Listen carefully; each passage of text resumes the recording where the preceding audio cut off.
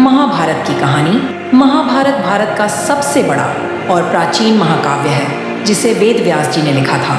यह कहानी दो राजवंशों कौरवों और पांडवों के बीच हुए धर्म युद्ध पर आधारित है, जिसे कुरुक्षेत्र के युद्ध के नाम से जाना जाता है। कहानी की शुरुआत हस्तिनापुर के राजा शांतनु और गंगा के पुत्र भीष्म प्रतिज्ञा करते हैं कि वे जीवन भर ब्रह्मचर्य का पालन करेंगे। शांतनु और सत्यवती के पुत्र विचित्रवीर्य के निधन के बाद हस्तिनापुर के सिंहासन पर उनके दो पुत्र धृतराष्ट्र और पांडु राजकुमार बनते हैं। धृतराष्ट्र अंधे होने के कारण राजा नहीं बन सकते, इसलिए पांडु राजा बनते हैं। पांडु के 5 पुत्र होते हैं, युधिष्ठिर, भीम, अर्जुन, नकुल और सहदेव, जिन्हें पांडव कहा जाता है। धृतराष्ट्र के 100 पुत्र होते हैं, जिनमें सबसे बड़ा दुर्योधन होता है और उन्हें कौरव कहा जाता है।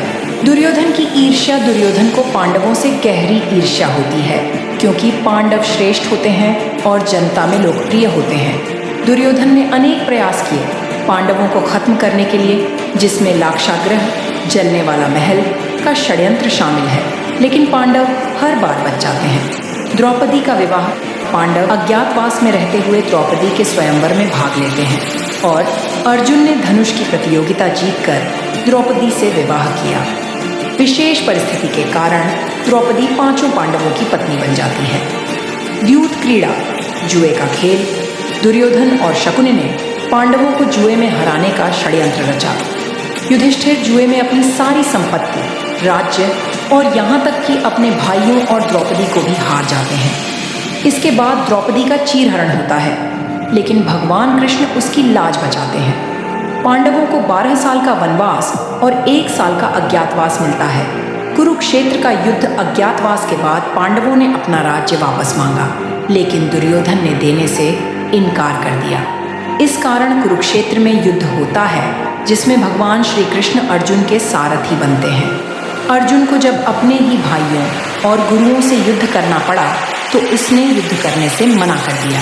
तब श्री कृष्ण ने उसे गीता का उपदेश दिया और धर्म के मार्ग पर चलने की प्रेरणा दी। महायुद्ध का परिणाम 18 दिनों के इस महायुद्ध में भीषण रक्तपात हुआ।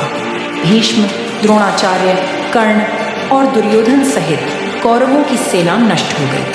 अंततः पांडव विजयी हुए, लेकिन इस युद्ध ने पूरे 18 दिनों तक चला, भारतवर्ष को प्रभावित किया। शांति पर्व और अंत युद्ध के बाद युधिष्ठिर राजा बने, लेकिन वे युद्ध के विनाश से दुखी थे। भगवान कृष्ण के मार्गदर्शन में उन्होंने धर्मपूर्वक राज्य किया। कुछ समय बाद पांडवों ने राज्य छोड़ दिया और हिमालय की ओर प्रस्थान किया। अंत में केवल युधिष्ठिर स्वर्ग पहुँचे, जबकि अन्य पांडव और द्रौपदी स्वर्गारोहण के दौरान मृत्यु को प्राप्त हुए।